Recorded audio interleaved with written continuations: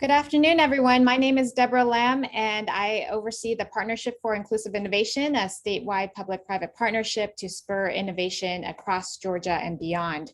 I'm really lucky to be co-hosting this session, this Smarter Together webinar session with the renowned Strategic Energy Institute at Georgia Tech on the topic of harnessing the power of big data, machine learning, and digitization in the Southeast.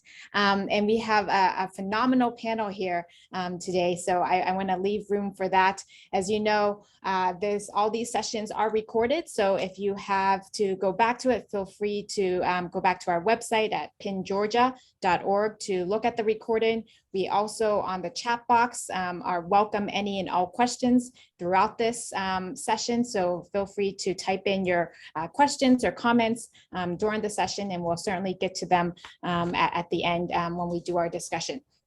So without further ado, let me hand this off to our professor and executive director of the Strategic Energy Institute, Tim Lewin. Okay, thank you, Deborah. And yeah, it's a real privilege for us to collaborate with the partnership on this webinar. So as Deborah mentioned, I'm the director of our Energy Institute at Georgia Tech. So we have about 1,000 people working on energy, led by 300 sort of principal investigators working across the whole space. And one of our goals, so our key goals really are to really try to build community, both internally and externally, to just grow the resources for the work that we're doing, and just to build thought leadership of both the Georgia Tech and the state and the Southeast. And so this topic of sort of this intersection of digitalization trends and energy is one of the 3 pillars of our strategic priorities that we're working on with the Strategic Energy Institute, which is why there's a range of different activities. And one of the things that we'd like to do today is highlight a recent white paper by Professor Milton Mueller. So what I'm going to do here is I'm just going to sort of tee things up with kind of some framing comments on this general topic. And in particularly, this topic can mean a lot of different things depending on who you're talking to. And what I'm going to be specifically framing my topics around is really thinking about digitalization and machine learning and sort of the data and business models that one can derive from those, particularly at the intersection of digitalization in industrial sectors. So for example, aircraft engines, power plants, manufacturing facilities, electric vehicles, sort of physical assets, critical infrastructure, and that intersection of instrumented systems, sensors, data streams, and then deriving knowledge or insight and wisdom about these assets from advanced analytics. So the reason I'm saying that is there's also a whole set of issues and players and business models around a broader set of maybe consumer type data or social media data, which is not going to be the topic of my framing comments, although I will do some comparative discussion about those. So first of all, this may be a sector which many of you are less familiar with. I think the general title of this seminar is probably something I think all the participants will have heard about. But I think why is digitalization of these industrial sectors interesting? Is the first point I'd like to emphasize. And I'll just say, first of all, from a commercial point of view, data is a significant enabler of value. There are large dollars, lots of opportunities for venture creation, lots of opportunities in this space. In fact, one of the goals of the Energy Institute, which I run, is really to try to facilitate and foster this ecosystem in the city, in the state, in the Southeast, working at this intersection of digitalization and energy specifically, but recognizing that that space is much broader as well. And so, there's some interesting things, like I said, I'll give some numbers and some examples later, but maybe I'll just talk a little bit about what's the same and what's different from some other, maybe more consumer type data, and maybe data sets that emerge from socially emergent or social groups interacting with each other, which is also a very large set of the biggest companies, some of the biggest companies in our country, obviously, like Google, basically are companies that are monetizing that type of data. But issues of privacy, a huge issue on the consumer side. I'm not going to say they're a non-issue, but it tends to be less of an issue with industrial type data. That's one key difference, I think. The other is, I would say, generally the data is flowing from what I would call physical devices, cars, power plants, jet engines, manufacturing facilities that obey physical laws, which is why organizations like the Georgia Institute of Technology has real expertise in things to bear on these type of topics, as opposed to data sets emerging from sort of socially emergent behavior where there isn't any underlying physical law. And that actually creates some interesting business model opportunities. And it also, what that means is that the type of ecosystems, the types of engaged firms look very, very different. One of our speakers here is from GE, and GE has invested enormous effort over the last decade in developing sort of these industrial internet platforms, for example. The other thing I would say is, just to give one other example of distinctives, is what I would call potentially high consequence assets. So for example, if you're running a machine learning algorithm and an analytic to extrapolate purchasing trends and to make smarter decisions about where to place advertising, if you don't quite get that right, it's not a big deal. Whereas if it's an aircraft engine or a power plant, potentially very, very high consequence, much less. So the tails of the distributions, lower probability type events become much, much more important. With that said, there's also a number of commonalities across the types of firms and the issues that you work with. Who owns the data is sort of a perennial issue. I'm wearing two hats actually on this webinar. One is a faculty member at Georgia Tech who runs the Energy Institute, but I also own a small business called Turbine Logic, which is basically working at this intersection of data and analytics in the energy industry. And my ability to have a business in this space is totally predicated on the ability to have access to data. So with that said, let me just talk a little bit about value, different types of value propositions. So I think there's a couple of them. I would say there's efficiency type value propositions. You can make money, you can make businesses around this. Operations and maintenance, and then just new business models. So I'll just say a couple things about each one of them. So starting with system efficiency, General Electric has a white paper on the industrial internet they wrote over a decade ago, where they talked about the power of 1%.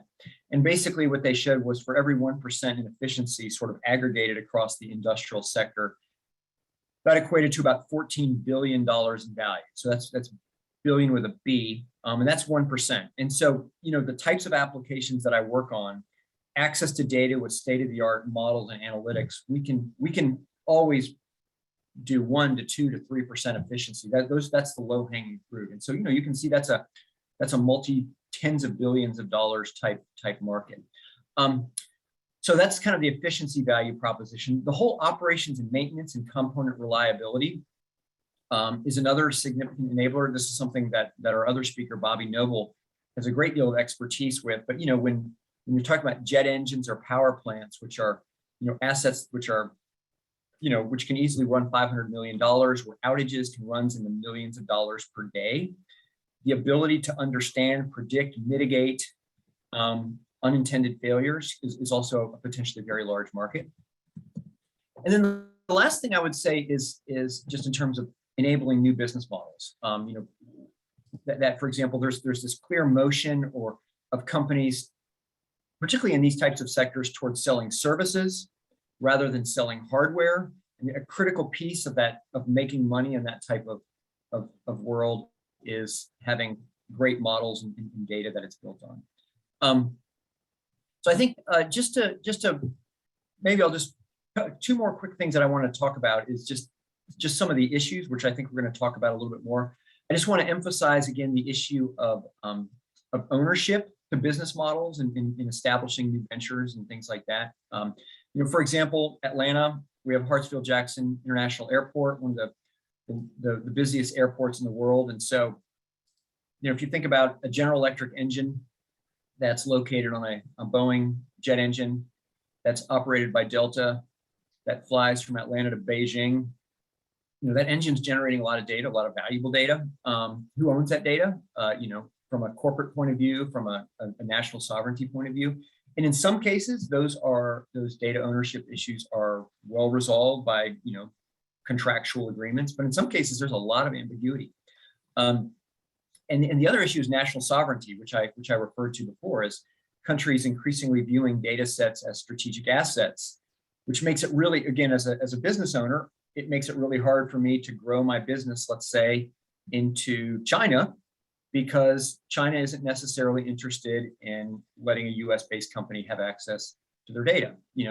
A simple example of that happened during the Olympics. The Olympics in China was, one of the largest industrial data aggregation facilities in the world is just outside of Atlanta. It's owned and operated by GE.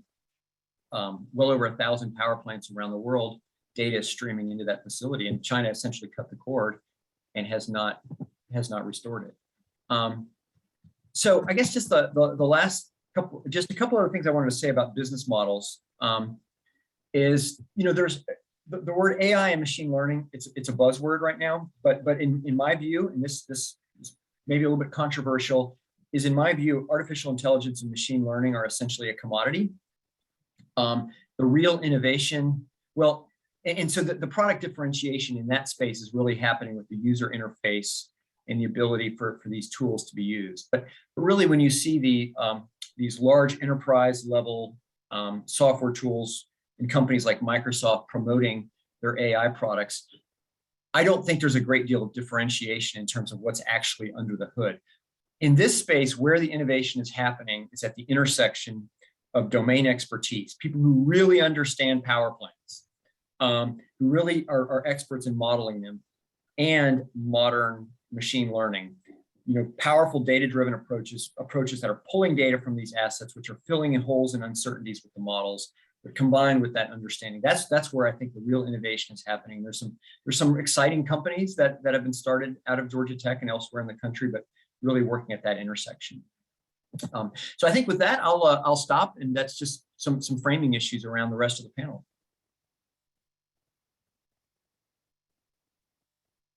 Thank you for that great background information, Tim. We have a fantastic panel today, and I'm really looking forward to getting this discussion going. And I'd like to start this with a round of introductions. So my name is Sharon Murphy, and I work at the Strategic Energy Institute as a research associate. I would like to give the panelists a few minutes each to introduce themselves before we begin our before we begin our discussion. So Milton, would you care to say a few words of introduction, please? Sure. Hi, everybody. I'm Milton Mueller. I'm a professor in the Georgia Tech School of Public Policy, and Tim and the center commissioned me and my PhD student, Kareem Farhat, to do this paper about industrial data in the energy sector. And I think a link to that paper is in the chat, so you can take a look at that. Eric, would you care to go next, please? Sure. Hello, my name is Eric Minnow. I'm a GE strategic account executive at this point in time, which basically means I'm a relationship manager for some of our larger customers. But when we take the context of this meeting, my history, I was involved in the digital transformation period over the last several years with GE and some of the platform exchanges. I'm a instrumentation and controls person by background, so I've been dealing in data since I got out of college. And it's all power plant related. My degree is in facilities and plant engineering, so I'm one of those people that went out of college and straight into my marketplace. And it doesn't matter what spins the big spinny thing to make the electricity. I'm involved in it. I like it. I enjoy it, and that's been my history from a data perspective. Great, Bobby. Yeah, my name is Bobby Noble. I am the program manager of our gas turbine research here at EPRI. And actually, prior to joining EPRI, I was a research faculty member at Georgia Tech for a number of years. And so my background is gas turbine combustion, but that's quickly transitioned into the analytics space Several years ago, we received a patent on a health algorithm around combustion dynamics. And then all that work has transitioned into developing digital twins for gas turbines and looking at the framework for other assets. And so definitely heavily involved with the AI and digital transformation efforts here institute-wide at EPRI. Wonderful. Well, thank you guys so much. And let's go ahead and tee this off. First, I want to remind you, I know they mentioned that the paper that Milton referenced is linked at the top of the chat if you're interested in that. And throughout this discussion, if you do have questions, please put them in the chat box and we will get to as many as we can. So I want to start this discussion off by talking about data ownership and data access at multiple scales. So as Tim alluded to, there are at different scales, different barriers to the sharing of access and concerns about who owns data. Milton, I would like to ask you specifically, like, what are the barriers to sharing data from national and global perspectives? Sure. So there are a growing number of barriers, as Tim alluded to. There is this tendency now to talk about data sovereignty or data nationalism, some of us call it.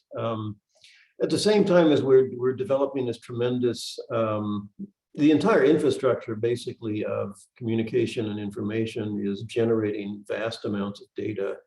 And we have large platforms that are in a strategically strong position to collect that data. And of course, there's a big debate about privacy regarding data protection. And there, unfortunately, more and more, the question of national security is becoming a factor in these debates about access to data. And I think a lot of this is kind of irrational, but that doesn't mean that both the Chinese and certain elements within the US are becoming extremely restrictive about data. Now, one important distinction, of course, is between what we call personal data, or PII, or some kind of identification of individuals, versus what's generally called industrial data. And obviously the restrictions and regulations applied to data that are industrial in nature are less than personal data. Most of the privacy and data protection laws you see have to do with personal data. However, the more extreme versions of national security paranoia and data sovereignty is also being extended to those forms of data. And in some way, you can know a lot about people if you can tie all of this industrial data to individual users somehow, then you really know a lot. So there's an ongoing debate about that. And just to give you an example of how this happens and the restrictions it imposes, President Trump proposed to ban TikTok, right? And some of us thought that this was amusing and kind of funny, but it was a national security thing. And the Biden administration sort of did not fully withdraw that. They initiated through an executive order an investigation of whether these software applications do create national security threats. So if we're in a position where we say, any kind of information service that crosses national boundaries is a national security threat because some foreign adversary might know what your users are doing, then the entire globalized edifice of the internet and the software world that we've created over the last 20 years is really threatened. And the other place where you see this happening are restrictions on cloud services. So China in particular has pioneered the most extreme forms of restriction If you're a cloud company, you cannot offer your service directly to Chinese customers unless you're owned and all of your facilities are in China. And again, the cloud market is all about sharing data. It's all about, sharing facilities that process data.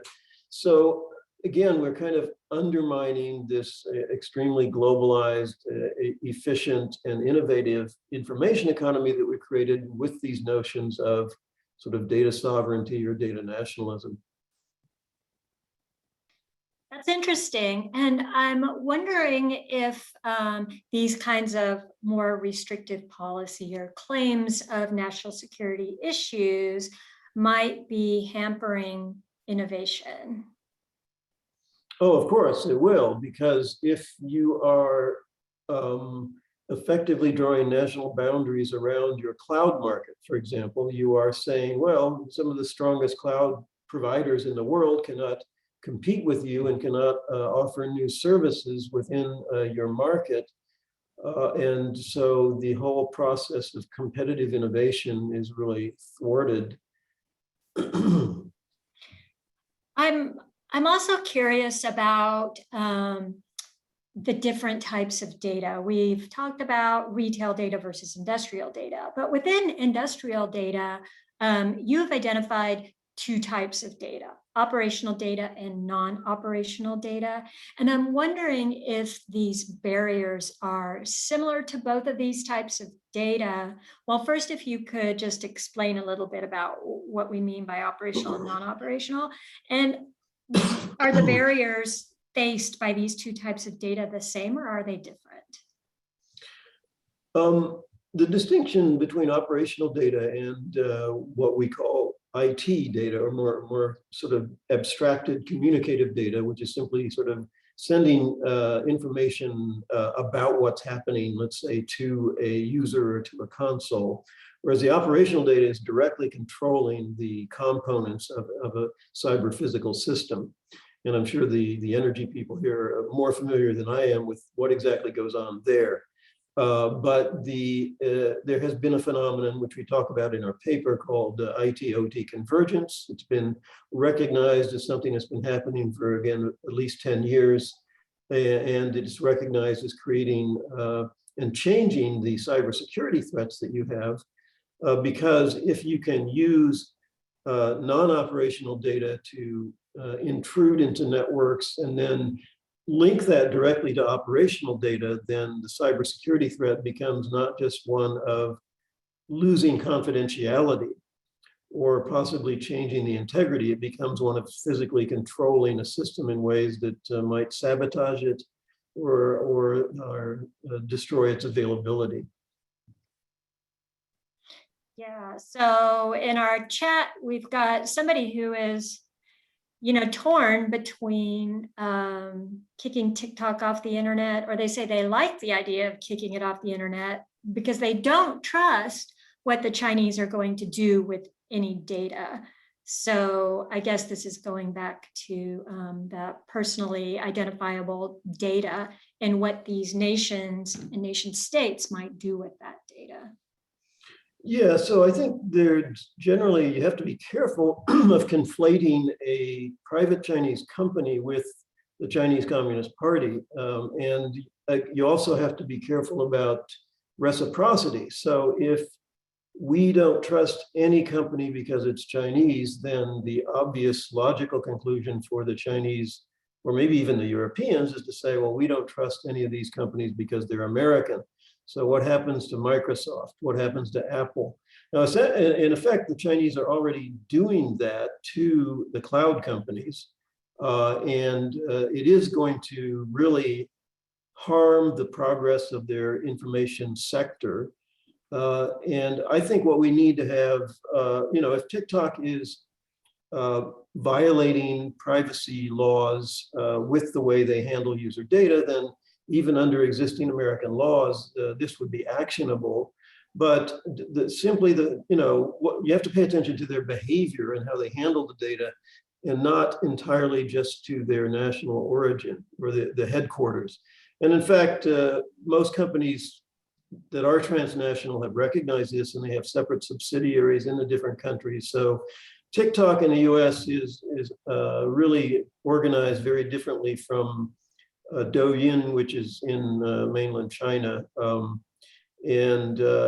Yeah, there could be some forms of influence, but fundamentally TikTok in America has to conform to American laws. And if they don't, then yeah, you can kick them out. But to erect a national origin barriers around the entire information economy is a really bad and dangerous move, in my opinion. And if we do that, then other people are going to do that to us too. Yeah, absolutely. With that said, let's talk about maybe some of the new trends in technology in dealing with all of these issues and big data. And I know, Bobby, you're familiar with a lot of the trends in the power sector, but perhaps maybe some of these trends will also generalize into other industrial sectors. Can you help us talk about with the new trends and challenges? Yeah, absolutely. I mean, I think, connecting even with what Milton was saying, I mean, there's definitely the challenges of ownership, nationality, issues around who owns data. One of the things to think about is just simply with big data, it's a relative term. And what may not be a big data problem for some industries is a big data problem for others. You think about, we think about the number of gas turbines in the world. Well, depending upon the size you look at, there's tens of thousands of gas turbines in operation. However, let's think about one utility versus another, and they may only have 10 or 100. And so, their sample pool, while that's a lot of data for a company themselves potentially to handle, and there's many challenges there, how to extract that information is just an ongoing effort, an ongoing challenge as we look at the trends and where we've been, at least over the last 10 years. I would say in the past 10 years, we've gone from essentially relying on someone else to monitor units to trying to house your own M&D center, your own data center, and really dig in and understand what's going on with your units. Specifically now thinking about going from utilizing simplistic software that maybe statistically can pull out information for you, but how do we take it to the next step? One of the biggest challenges within the industry is the age of the workforce and many subject matter experts who are retiring. Well, how do we capture that? There's a couple ways we could do that. We can capture it with training, or as Tim kind of alluded to in the opening remarks, we can enhance our analytics where we can actually capture, and things like digital twins, moving from not just a nice buzzword that is thrown around, but actually something that can give actionable and insightful and physics-based information about your assets. And so, this is a big trend that we're seeing within the industry as far as needing to have better insights. I mean, this is not just a data performance operation. I mean, this is everything within the industry is what we're seeing. Even teaching utilities how to properly just manage an outage, not even perform it, just what are the key aspects. And so, but specifically thinking about from the data standpoint, now how do we take engineers who are good at understanding what the physical hardware, and how do we take that to the next step to where we move and be able to extract additional insights to start doing even what if scenarios with data, looking at remaining useful life for certain components. how do we move to that next step? And it's great that we've got vendors out there to help. And part of EPRI's research with many of our collaborators is looking to not only evaluate some of those technologies, but further develop. But then there's also other aspects with thinking about, mentioning the different types of data within, some of the things we look at in the power industry is structured versus unstructured data. And so, yes, we've got lots of sensors that send data into our historians. What do we do with that? I mean, that can be it could be a very big deal to try to extract maybe a year of data to do trending or look at other aspects. There's one thing to do everything in real time, but there's another to go back and do analysis. And then, but then there's a plethora of information that is stuck out there in unstructured. So meaning when I make a note about my round and I looked at, valve X and, it was open when it shouldn't have been. Well, how do you feed that back into your data set to note that, well, the reason we had a blip in our data today was because a valve was open that shouldn't have been, that is causing a difference there. And so there's trying to marry all of that information together. And, maybe I'm giving examples around gas turbines, but this is, for the nuclear sector, for, transmission, power delivery, utilization, all of these various sectors within the power industry have the same problems. And so they need to see these trends to where being able to utilize natural language processing. We had one project that just finished up where when they started, they actually started with a data set of about 225 documents. Well, they actually found out that their success rate for getting the information out of those documents was only about 30%. Well, they actually went through and did some web scraping and getting additional documents. So they actually went from 225 documents to over 10,000. And their success rate for being able to find the information they were looking for within the industry related documents went from 30% to almost 90 to 95%. So ultimately here, it's looking within what we've got. It's looking at the data sets we have, but then it's also, trying to look outside, trying to look at, yes, there are things that we can learn from some of these other industries, some of the techniques. There's crosstalk. Being able to collaborate is tough enough within the energy industry as it is. And that's one of the big things with EPRI that we try to do is get our members working together. Because if I have a member specifically thinking gas turbines again, one that has 100 gas turbines, another that has 10, another that has 1, and I can pull all 3 together, now they have 111 gas turbines that they can pull data from, they can glean insights and enhance their capabilities. And so I mentioned, a challenge with subject matter experts going away. There's other trends within the industry.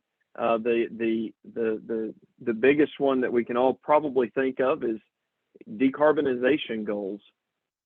And how is that affecting the drive? I think it makes it even more important for what we're doing with better utilizing our data, because investments and those focus for the assets are starting to change, and where folks are wanting to see research. So the more we can extract from the data we have, and the better we can operate and maintain, those are kind of the major focus as we think about trying to add new software and other things. That does become challenging.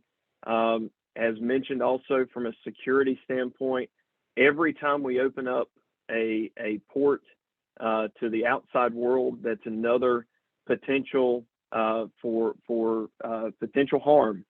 And so even thinking about trying to use federated data and sharing data in those regards, it's still a challenge. So we've got a lot of things, to continue to work through. but our challenges that we're seeing there are helping to be really great drivers for moving past some of these issues. Thanks. You brought up some really interesting points there.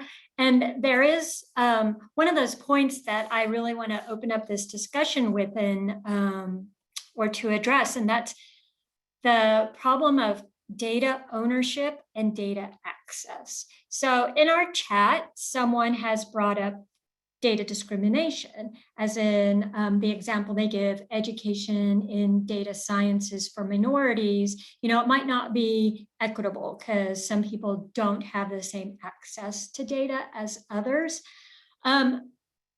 As far as data ownership, I'd like to address this from when I go and I adjust my smart thermostat.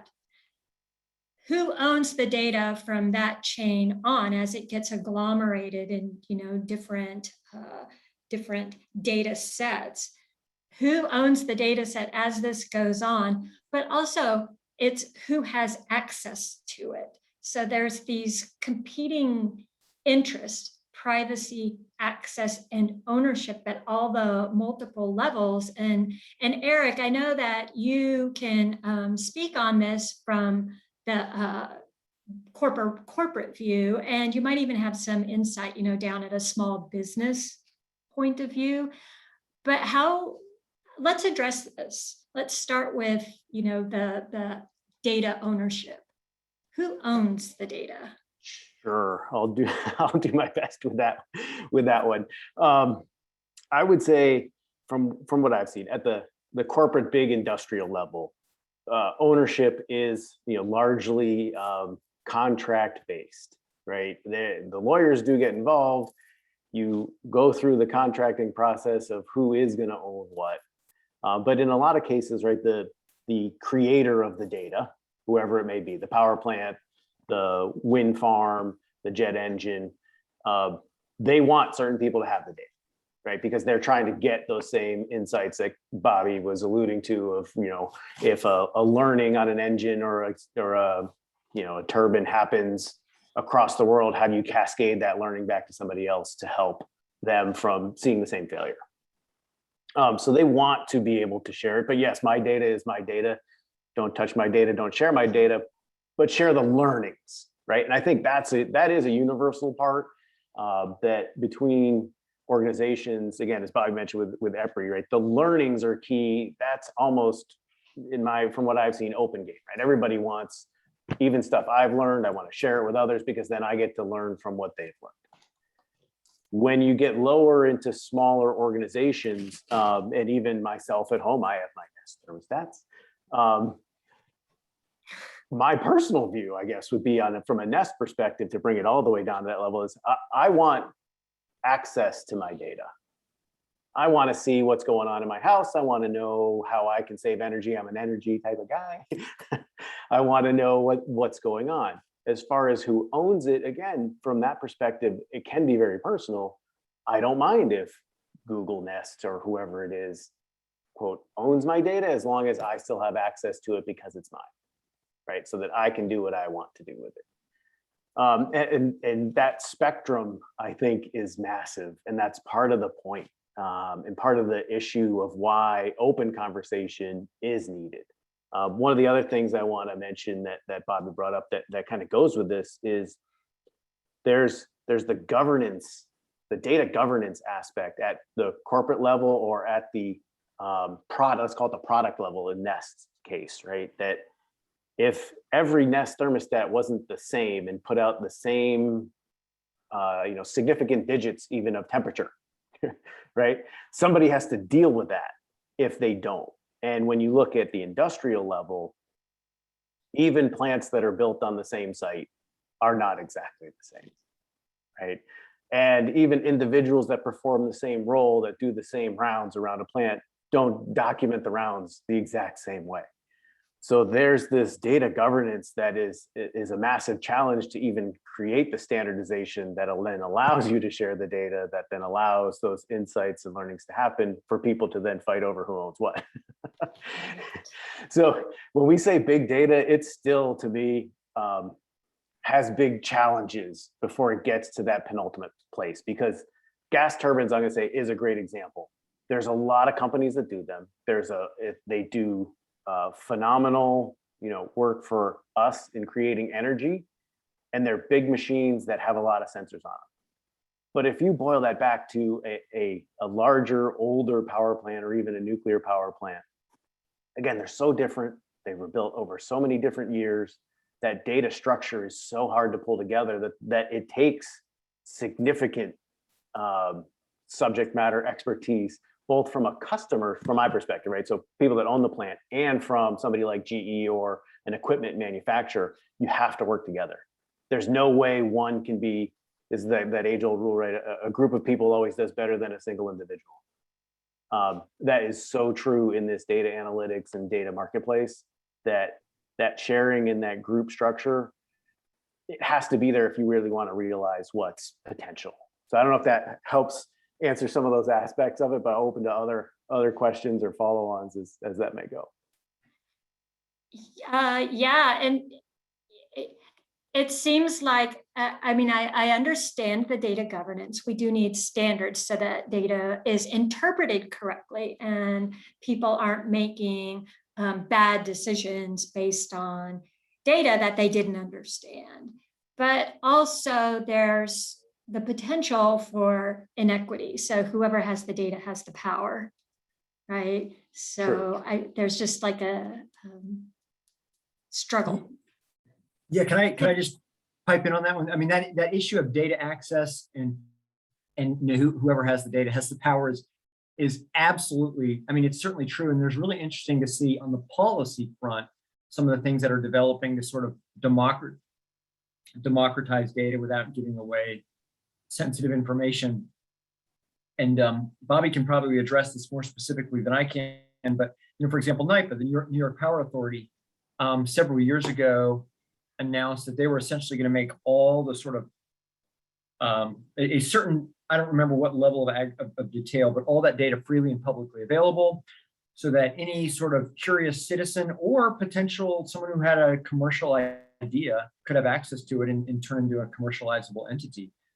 In California, there are different types of consumer advocacy groups that have again sort of advocated for basically saying these regulated data coming from regulated utilities is a public asset. And again, it should be at some sort of anonymized level be made available, because for, again, that if you have an idea, if you've got a great analytic or, something that you think is of commercial value, if you don't have access to the data, you have nothing. And so to create these markets for venture creation.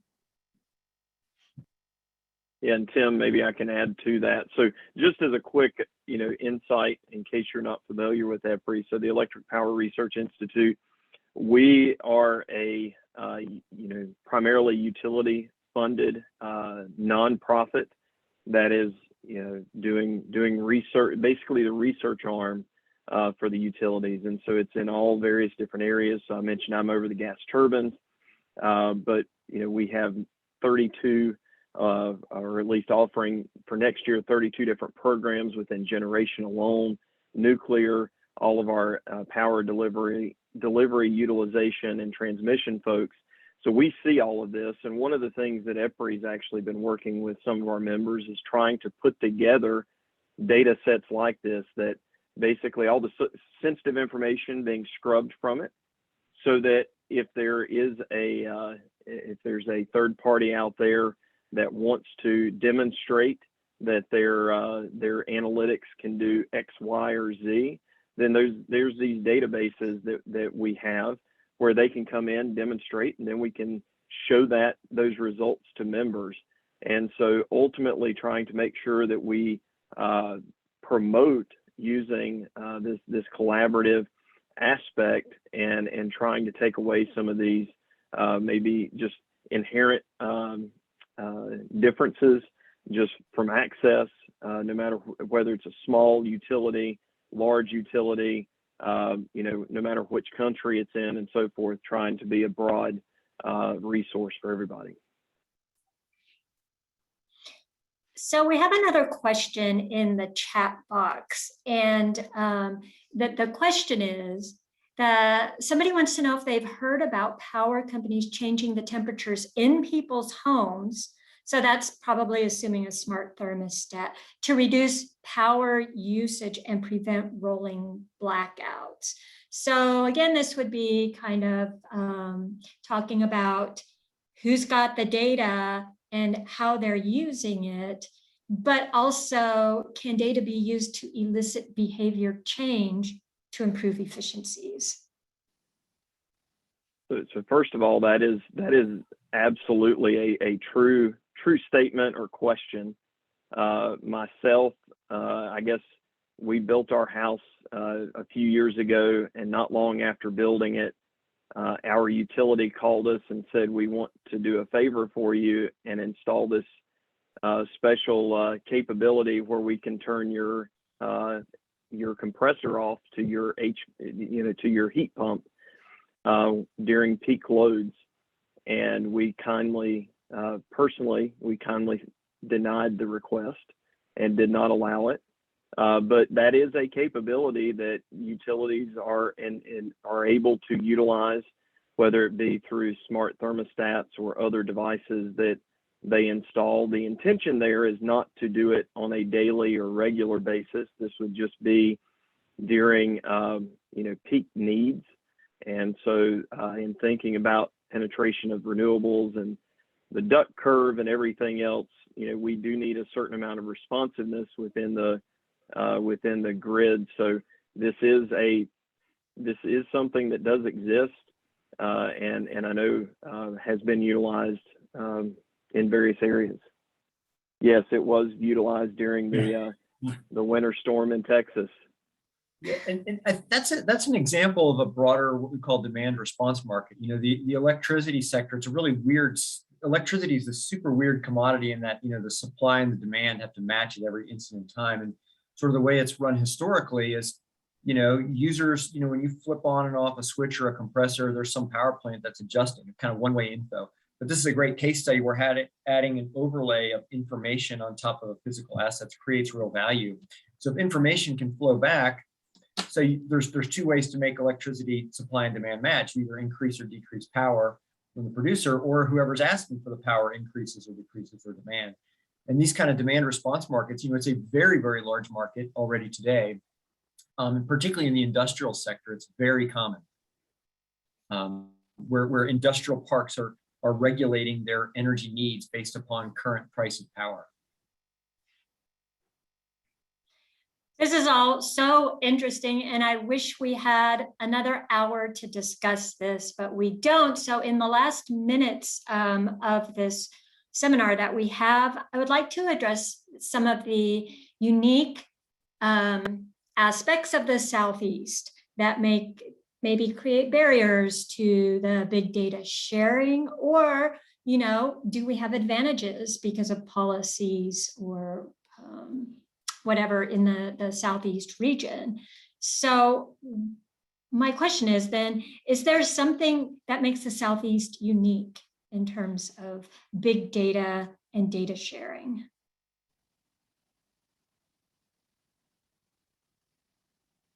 And any of you can take this on.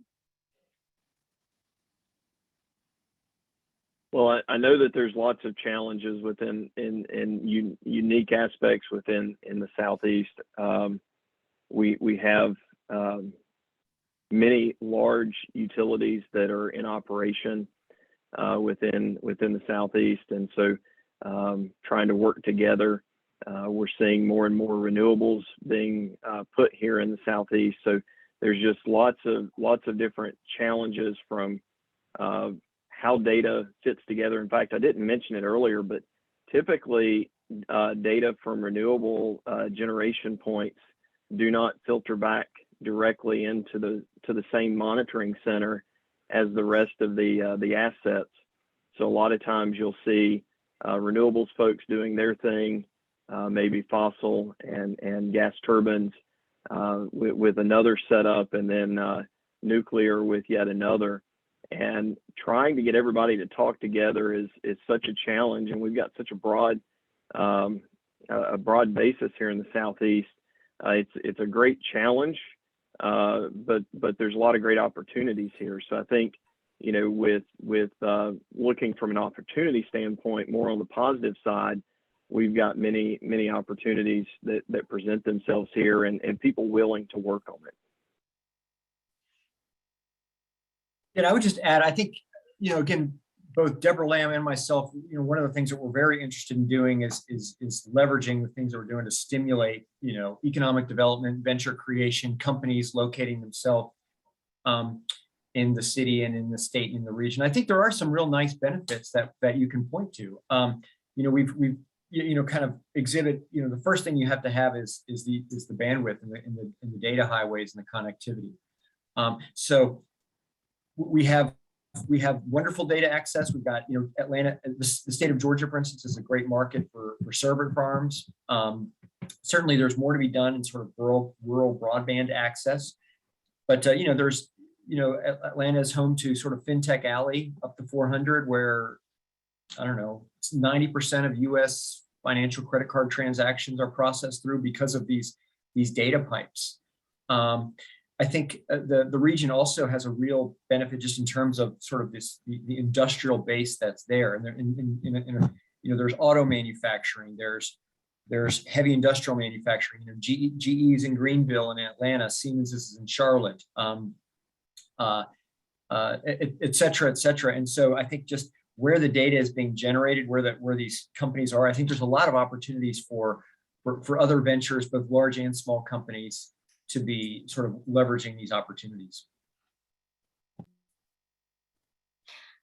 I'm interested to know if there is anything that smaller municipalities, local municipalities in the Southeast region can do to make the data sharing more friendly to small businesses. Say they're trying to spur economic development.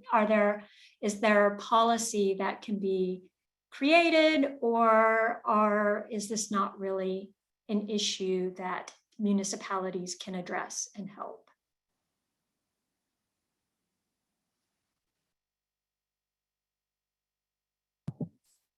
Yeah, I mean, that's a great question. And as I said, I think there's different organizations that are wrestling with it. Where I see more of the action is just consumer advocacy groups trying to create these kinds of. And in fact, one of the groups that I referenced before, I'm not going to remember the numbers exactly, but it was a bunch of companies that everyone here will have heard of, that are essentially in the data business, but essentially recognizing that they don't have segues into these other markets. So essentially creating these advocacy organizations to force other industrial sectors to make that type of available data, particularly where it's publicly regulated type businesses like power, utilities, water, communications, et cetera. I would only add to bring it back to that governance, just from experience. Again, how different organizations format their data can create, hours and months almost of work for somebody to get 3 entities into the same format, to be able to then even see if there's something interesting with machine learning or whatever it may be. So from a generic governance perspective, the more standardization that can happen, right? If somebody's taking time intervals in every 5 minutes and somebody's at 1 minute and somebody's at 10 minutes, that trying to create an algorithm to even bring those together is difficult enough in itself, right? Versus even, if it was all in the same time intervals, somebody can now do something more fun, more interesting with it in a shorter period of time and not spend months trying to put it all into the same, operational bucket. I think that's just a generic challenge for whether it's municipalities, whether it's companies in general across their own business units. It's a big time suck, let's just say it that way, to put everything in the right format to then go run these algorithms that you want to run on it. So it's just an aspect of how to get it to a more friendly environment. Governance has to be one of the items too. Absolutely. Yeah. Well, Eric, even to that point with a gas turbine, I've seen many applications where on the same gas turbine you have sensor A that is being sampled at one rate and sensor B at another. and you need to try to correlate those together. So how to do that. And then you even mentioned it earlier, the same site, you can have the same 2 units built, and one has one naming convention and another has another naming convention. And so that's, you know, some of the things we've been doing at EPRI is trying to help standardize that, being able to process that. And even I mentioned the database we have, it's been standardized, it's been scrubbed to try to help, you know, those small businesses, those startups to be able to, you know, prove that their software works. And, you know, the ultimate thing that we do have to be careful is that, you know, a broke clock is right twice a day. We've got to be careful when we look at some of these capabilities, that they're not just by luck or by chance getting things correct, or pointing out the obvious. So there's a lot of other things that go into play as well.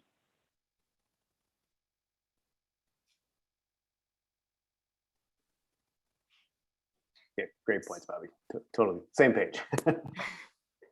So we've only got a few minutes left. There are no questions in the chat box, so this is the time, if you have anything to ask any of these panelists, to put in the chat box. So the suggestion is that OSI Soft could do the job, have been doing this for 25 years. They want to know if anybody has used OSI Soft to do the job. And I'm assuming maybe they are talking about data cleaning or data standardization. I'm unclear. Sure, yeah, OSI Pi and OSI Soft are common database systems between plants. So it at least gets it in a place that you can leverage it. But some of the cases are, right, even significant digits, how many zeros do you have between numbers, affects how you format your algorithms. And when people change data year to year, so somebody new comes in and changes the cycle time on something, I don't want to sample it every 2 minutes, I'm going to switch it to 5.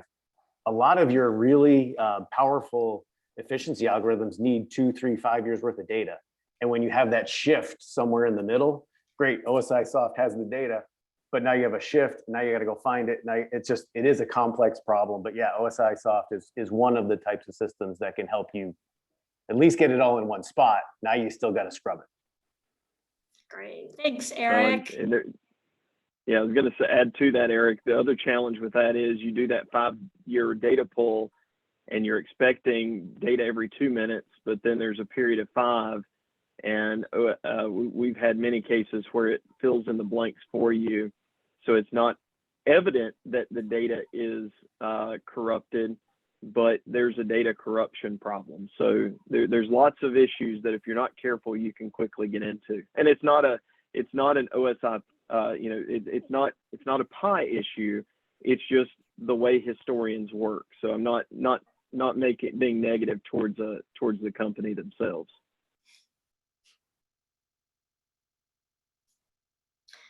Well, we are at the end of this webinar. I want to thank everybody for coming. I do hope that you picked up some good information from this. Somebody's saying really interesting in conversation. Thank you to the panelists. And with that, I will wrap this up.